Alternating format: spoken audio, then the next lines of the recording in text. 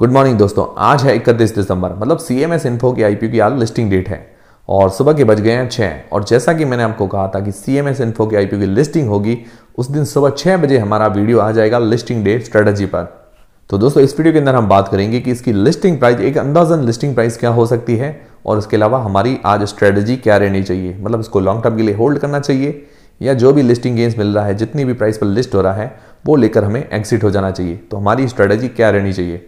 और दोस्तों मार्केट में एक और पैनिक वाली बात ये फैल रही है कि CMS इन्फो की IPO के ग्रे मार्केट का प्रीमियम कम है, तो बिल्कुल कम चल रहा है, कोई टेंशन लेने वाली बात नहीं है। और ये भी डर लग रहा है कि पेटीएम की जैसी इसकी लिस्टिंग हमें देखने को ना मिले। तो दोस्तों मैं आपको बता देता हूं कि पेटीएम की जैसी इसकी लिस्टिंग नहीं होगी, पेटीएम से हमें अच्छी ही लिस्टिंग देखने को मिलेगी। कारण उसका ये है कि पेटीएम जो कंपनी थी एक लॉस मेकिंग कंपनी थी, उसके अलावा जो उसका प्राइस बैंड वगैरह था मतलब एक ओवर वैल्यूड कंपनी थी, और उसके अलावा जो जिस सेक्टर के अंदर काम कर रही थी उस सेक्टर के अंदर लीडर भी नहीं थी, मतलब सभी सेक्टर के अंदर वो अभी पीछे है। तो और ये जो कंपनी है CMS इन्फो फाइनेंशियली मजबूत है और उसके अलावा जिस सेक्टर के अंदर ये काम कर रही है उस सेक्टर के अंदर ये लीडिंग कंपनी है। तो पेटीएम की जैसी लिस्टिंग की अगर आप उम्मीद करें तो पेटीएम की जैसी लिस्टिंग नहीं होगी। हो भी सकता है कि डिस्काउंट के साथ लिस्ट हो तो 5% या 10% का हमें डिस्काउंट देखने को मिल सकता है, इससे ज़्यादा नहीं। तो दोस्तों सबसे पहले बात करते हैं इसके आज की तारीख में ग्रे मार्केट के प्रीमियम की। तो उसका आज की तारीख में जो लेटेस्ट ग्रे मार्केट का प्रीमियम चल रहा है लगभग 5 रुपये पर शेयर।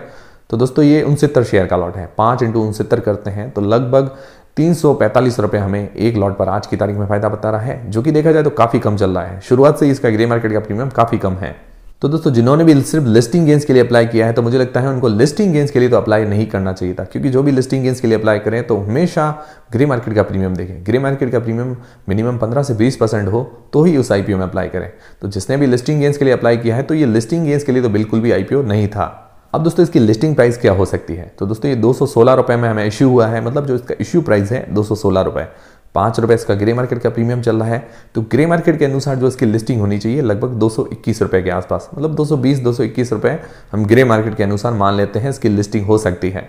फिर दोस्तों अगर मार्केट डाउन भी रहता है तो लगभग 210 रुपये के आसपास हमें इसकी लिस्टिंग देखने को मिल सकती है, मतलब 5 से 6 रुपये डिस्काउंट के साथ भी इसकी लिस्टिंग देखने को मिल सकती है अगर मार्केट को डाउन रहता है या मार्केट वॉलेटाइल रहता है तो।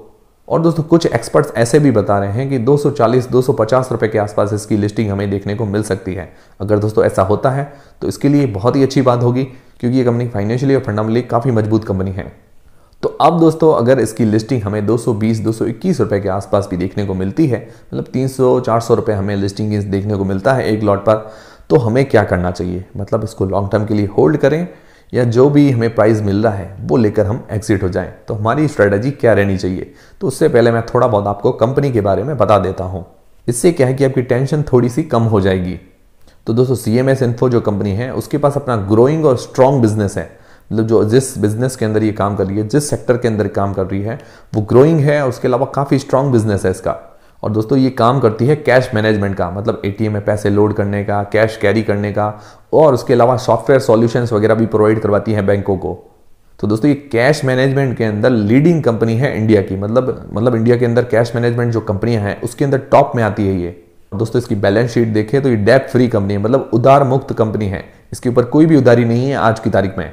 और दोस्तों बात करें इसके फाइनेंशियल्स की, मतलब साल दर साल ये प्रॉफिट रेवेन्यू वगैरह कैसा जनरेट कर रही है। तो दोस्तों इसके जो एसेट्स हैं वो भी साल दर साल लगातार बढ़ रहे हैं, और दोस्तों जो इसका रेवेन्यू है वो भी साल दर साल लगातार बढ़ रहा है, और इसका जो प्रॉफिट है वो भी साल दर साल लगातार बढ़ रहा है। मतलब इसका एसेट्स, रेवेन्यू और प्रॉफिट साल दर साल लगातार बढ़ रहा है, मतलब इन सभी के अंदर हमें ग्रोथ देखने को मिल रही है। मतलब इसके फाइनेंशियल काफी मजबूत नजर आ रहे हैं, और उसके अलावा ये डेब्ट फ्री कंपनी है, मतलब उधार मुक्त ये कंपनी है।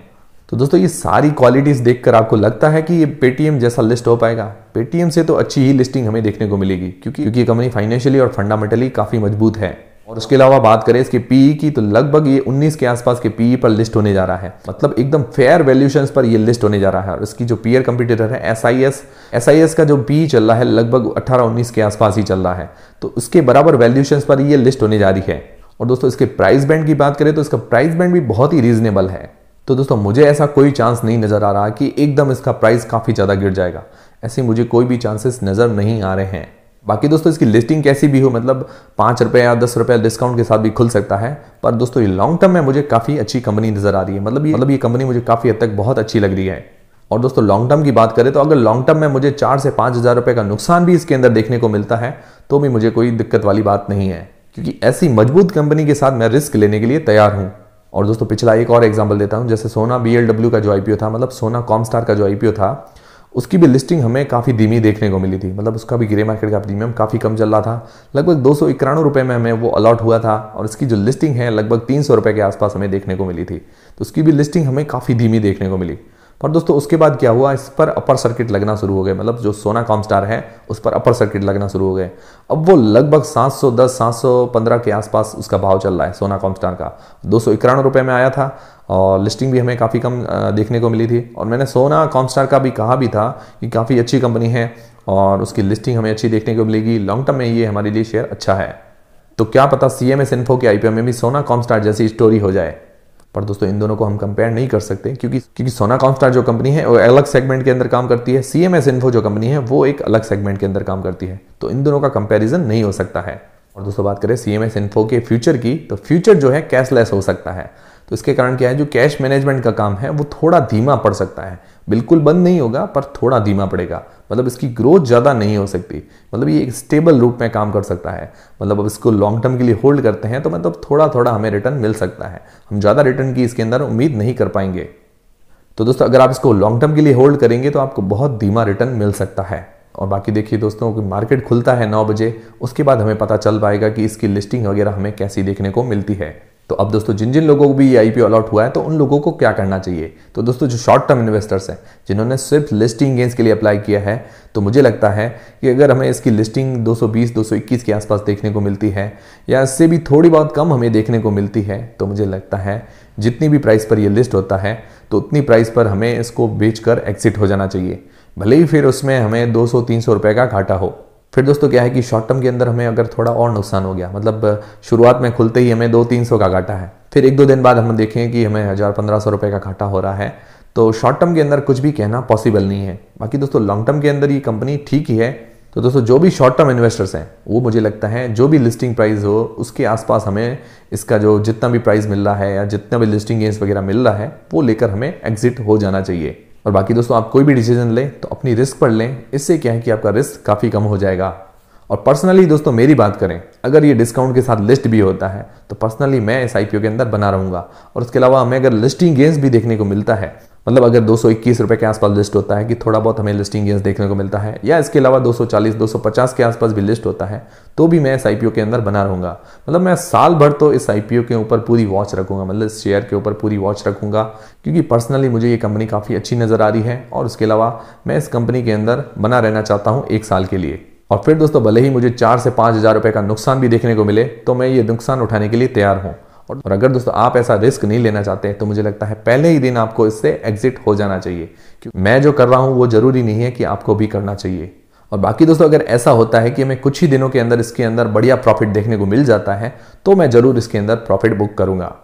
और बाकी दोस्तों आप कोई भी डिसीजन लें तो अपनी रिस्क पर लें, इससे क्या है कि आपका रिस्क काफ़ी कम हो जाएगा। और दोस्तों अगर आप डर रहे हैं कि ये पेटीएम की जैसी लिस्टिंग होगी, तो पेटीएम की जैसी ये कंपनी नहीं है। पेटीएम से काफ़ी अच्छी कंपनी है, भले ही छोटी कंपनी है पर ये फाइनेंशियली फंडामेंटली काफ़ी स्ट्रॉन्ग कंपनी है। तो मुझे लगता है अगर आप इसके साथ लॉन्ग टर्म में बने रहते हैं तो कोई ज़्यादा टेंशन लेने वाली बात नहीं है।